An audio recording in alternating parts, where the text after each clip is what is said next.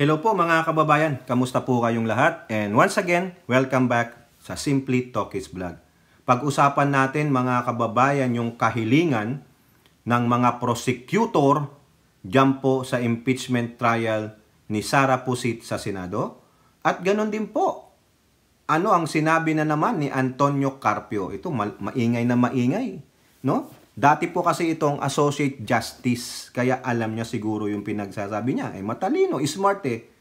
Ano yung sabi ni Digong, pag smart ka, gago? Di po ba? At ganun din po, yari si Escudero. No?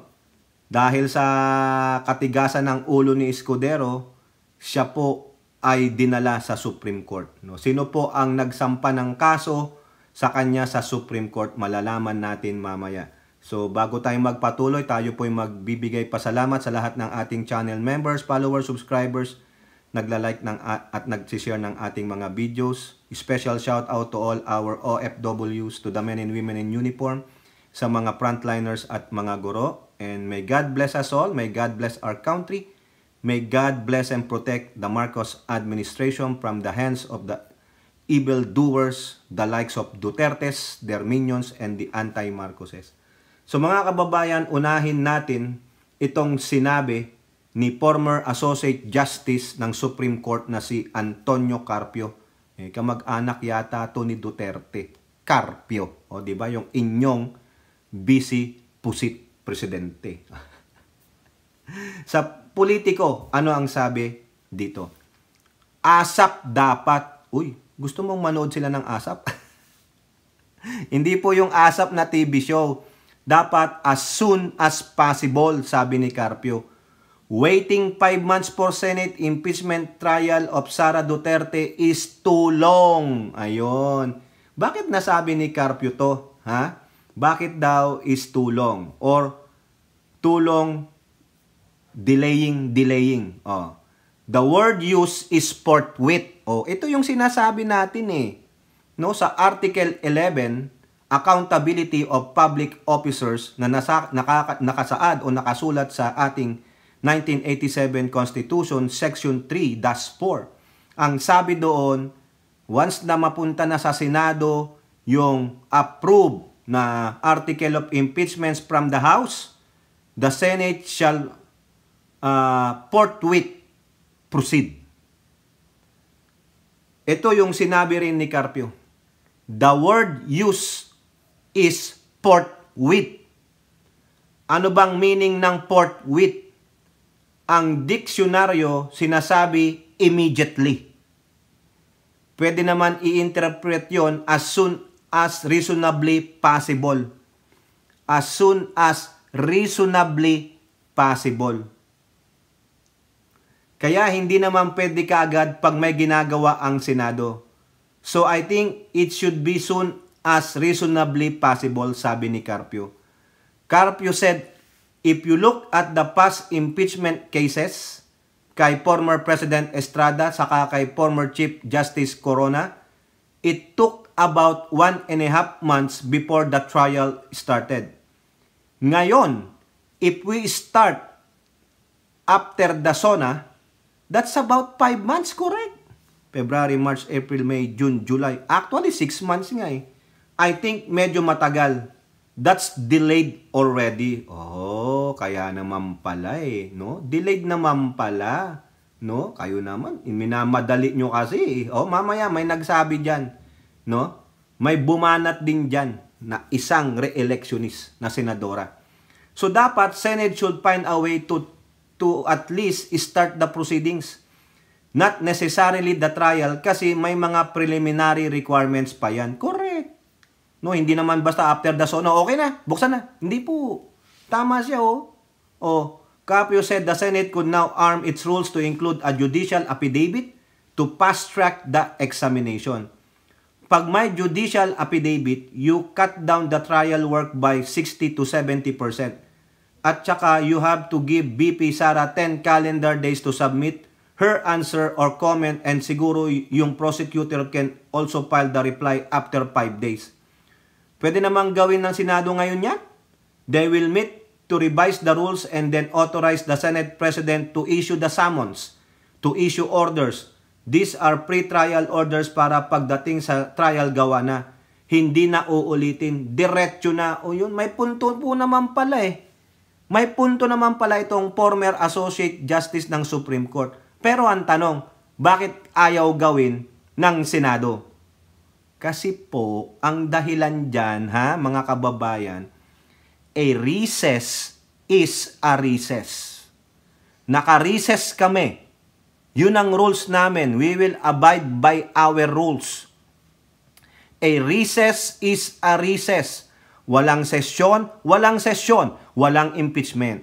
Yun po ang paninindigan ni Escudero. He doesn't care how long it will take, basta't naka-recess kami, walang sesyon, period.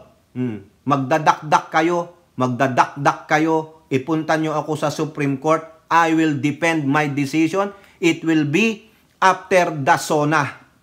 Di ba? Manahimik kaya manahimik na tayo. Ikaw, Carpio, manahimik ka na. Kung gusto mo, tumakbo kang senador para ikaw ang maging Senate President. Ganun lang yung gagawin ni Escudero. Walang sinuman ang makakapagdikta sa Senate President. Kami po ay co-equal of branch of government, kaya recess is a recess. We go by the book. Yung iba naming kasamahan, nangangandidato, nangangampanya. Yung iba, ayun, nagpapakatampisaw sa ibang bansa.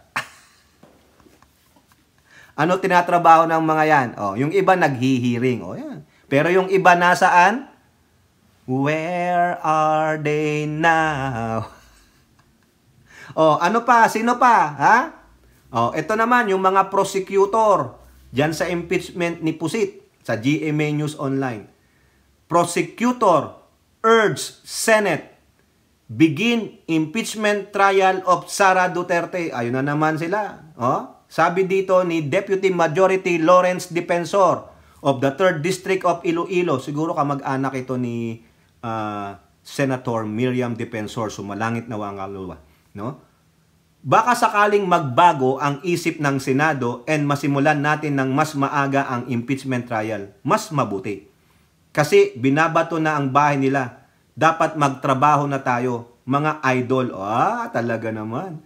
Malaki ang clamor ng mga Pilipino na masimulan yung impeachment trial at dapat maging election issue ito sa mga senador. Wag naman. Wag na yan. Wala naman silang magagawa dyan. Diba? Wag naman ganon. Ang maganda, kung yan ang magiging election issue nila, anong plataforma ang gagawin nila after election, after impeachment? Kung ang impeachment only lasts for 6 months, the longest is 1 year. After that, ano na? Ano nang alam nating plataforma nila? Wala.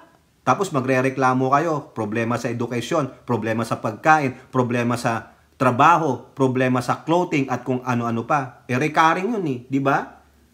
At dapat, ito ang ikakapanalo nila kung papanigan nila ang katotohanan at panananigan nilang matuloy na buksan itong impeachment trial at mabigyan ng closure ang mga Pilipino. Malamang ang mananalo dito ay yung mga kandidato para senador ng mga oposisyon. Sila lang ang boboto dyan ng yes Alam nyo ng kartada ng mga yan. Oposisyon, they hate Dutertes. Ganon din yan. Pero marami pa rin pong kakampi si Pusit. Kung ako yung papipiliin at yun ang matutuloy sa akin, it's the one I think will convict. I chose the one that will convict. Sabi ni Defensor. I will prepare si Sara Duterte to testify. Kasi sabi nila, pwede daw hindi mag-testify. No? Para naman maganda, sagutin niya. Kung sasagutin niya yung mga akusasyon galing sa mismong bibig niya, ayun na yung katotohanan. Unless magsinungaling siya. Sino si Mary Grace Piatos? Dalin niya kung sino. Sabi nga sa yung NS, yung statistics, di ba? Sa PSA, walang Mary Grace Piatos. Walang Kokoy Villamin. Na nag-i-exist tapos ipapakita mo si Mary Grace Piatos. Gawa-gawa. No? So humihiling din ang prosecutor. Isa diyan si 3rd District Representative ng Iloilo na si Lawrence Defensor. Simulan na kung pipwede. Ngayon, ano naman ang sabi ng re-electionist na senador na kapatid ng ating Pangulo, si Imee Marcos, sa ABS-CBN. Imee Marcos, Sara Duterte impeachment trial not urgent. O, di ba? Ano ang sabi ni Escudero? Hanggat maaari ang mga senador, wag nang magbigay ng komento. Si Imee, re-electionist Ano ang sabi ni Defensor? Kung ito ay gagamitin nila at papabor sila sa impeachment, malamang mananalo sila. Kasi yun ang sentimiento ng mga taong bayan, majority. Pero nagsalita si Imee. Nakalimutan yata yung advice ni Escudero. As much possible, do not talk about impeachment. Pero siguro, tulad ng sabi ni Soto, kailangan awitan ang mga Duterte voters. Ay, wag kang mag-alala, Soto. Kasama kayo nila Bello na siyang nagsilbi kay Digong, yung kanilang Partido Federal ng Maharlika Group. Kayo po ay ini-endorse nila bilang mga senador. At yung mga in-endorse nilang mga senador, kung sakaling manalo, tulad ni Tolentino, ni Hunasan, yung galing sa alyansa para sa Bagong Pilipinas, si Imee, si Soto, at si Lacson, pag nanalo sila, may utang na loob sila sa Partido Federal ng Maharlika na susuportahan nila ang vice ninyong presidenteng si Pusit. Porno na yun pag nanalo yun. Pero ginagamit yung alyansa para sa Bagong Pilipinas Group. Di ba mga mangga? Tapos nagsalita si Imee Marcos, hindi urgent para sa Senado ang impeachment trial ni Pusit. Hindi urgent. Kaya, tumingin na lang kayo sa kabilugan ng buwan, Antonio Carpio, Leida de Lima, Franz Castro, at yung mga kasama nyong progressive group. Tumingin na lang kayo sa kabilugan ng buwan, mga prosecutor para sa impeachment trial, kung yung bilog na buwan ay ngingiti sa inyo. Kung yung bilog na buwan ay magiging blue, di ba? Yung kanta nga ni Michael Learns to Rock Staring at the moon, so cold. You stare at the moon. Wait for the moon na maging blue. Baka pumayag na ang Senado. Ayun ang sabi ni Imee, hindi siya urgent. Hindi. Magkasabay kami ng buong Senado na pinagkaisahan na siguro na ipapahulyo. Hulyo na lang daw. Kasi yung 2 taon namin narinig yan, 2 buwan na nakatend gayan sa Kongreso. Ayan, sinisi pa kayo. 2 taon nyo na kasing sinasabi yung Castro. 2 taon nyo nang binabalita. Nung nag-file kayo, tinengga ng mga kagrupo nyo sa Kongreso. 2 months tapos mamadaliin nyo ang Senado. Nek-nek ninyo. Ayan ang indirectly na sinasabi ng Senado sa inyo. Nek-nek ninyo. Tapos kami ang mamadalain ninyo, kami ang sisisihin nyo. Ano kayong mga hero? Nek-nek ninyo. Yan po yung sinasabi ni Imee. Hindi lang tuwiran. Ako lang nagsasabi nung nek-nek ninyo. Kayo ang sinisisi ng Senado. Matagal na pala nilang naririnig sa inyo yan, pero too late to be a hero kayo. Tapos nung nag-file kayo, tinengga ng 2 buwan sa Kongreso. Kasalanan nyo. Bakit naman last minute pinadala sa amin? Sige, sinisi kayo. Ngayon, kayo ang billing, sila ang hero. Di ba? Huwag naman ganoon, sabi ni Imee. Kaya kami, palagay namin, di naman siya urgent. Hindi pala urgent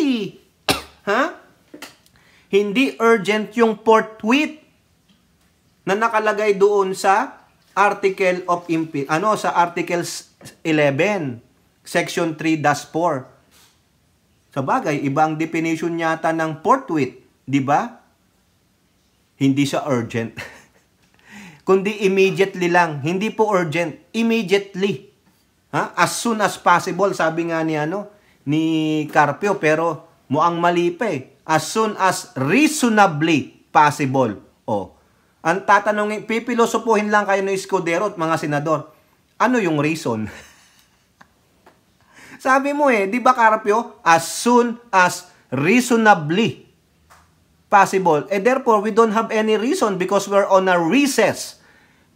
What is hard to understand, biatch, sasabihin sa inyo ni Escudero, what is hard to understand, Mr. former Associate Justice Carpio, and your likes, that you are urging us, you are chastising us, no, maligning us that we are in delaying tactic about this impeachment trial.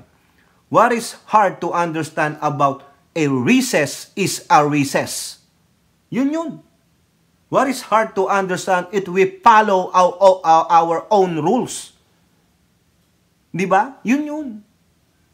Ganun, recess is a recess. Walang pwede. Sisihin nyo ang lower house. Bakit? Too late silang nagpasa sa amin. It took them 2 years. It took. Ayan. Kaya sabi ni Aimee, kaya kami, palagay namin, hindi siya urgent. Kasi nag-antay sila ng 2 taon. Tapos nung napila na, 2 buwan naman. Abay siguro hindi urgent. At saka na lang, sa Hulyo na lang. O, tingnan ninyo. Yun. Kaya sabi ni Aimee, ipaglalaban ko to hanggang sa dulo. Ayaw niyang ma-impeach ang kanyang best friend kasi po nakakahiya. Di ba, Antonio Carpio? Mga progressive group, kasalanan nyo kasi. Sisihin nyo ang lower house leadership. Bakit nyo tinengga ng 2 buwan tapos nung pasara na ang 19th Congress session, sa kanyo pinorward? Yan ang sinasabi sa inyo, neck ninyo. Kaya makita nyo, ang daming kakampi ni Pusit. No? Siguro, ang intention ni Escudero, okay, I will be a villain here. I will prolong the agony of VP Sara Pusit Duterte. Stressful yan Hanggat hindi nagsisimulat na tatapos yan, there will be always yung stress sa buhay ni Pusit. Tapos kinasuhan pa siya ng grave threat at sedition. Dadagdag pa yan, mga kababayan. Now, meron na pong hindi nakapagtimpi. Yung dati pong lawyer ng Presidential Communication, PCGG, yung Good Government, Siya po to si pangalan nito? What's your name? Nakalimutan ko. Teka, tignan ko Si ex-PCGG, Presidential Commission on Good Government, sorry naman, no? Si Catalino Generillo Jr. Ayan, ex-PCGG lawyer po siya, no? Sila po yung humahabol sa mga sinasabi nilang ninakaw na yaman ng mga Marcoses. Isa ito, former ito sabit niya dito, in a 22-page petition for mandamus. Mandamus means urgent, immediate. Ayan na naman tayo. Sabi nga ni Aimee, hindi daw urgent. Nagalit sila. Siguro nung nabasa nila yung sinabi ni Aimee, tangina talaga tong mga maka-Duterte na to. Punta na tayo sa Supreme Court. In a 22-page petition for mandamus filed on Friday, lawyer Catalino Generillo Jr., former PCGG lawyer, argued that the Constitution does not permit the Senate to delay its duty during recess, stating that it must promptly constitute itself as an impeachment court and try the Vice President, the Pusit. Okay, sabi niya dito, sinasite niya po yung Article 11, Section 3. Yun na nga sinasabi natin dito. In case the verified complaint or resolution of all members of the House, the same shall constitute the article of impeachment, and trial by the Senate shall forthwith proceed. Pero sabi na nga sinabi na ni Aimee, lahat sila consensus, hindi urgent. Iba nga naman pala ang definition ng urgent sa immediately. Di ba?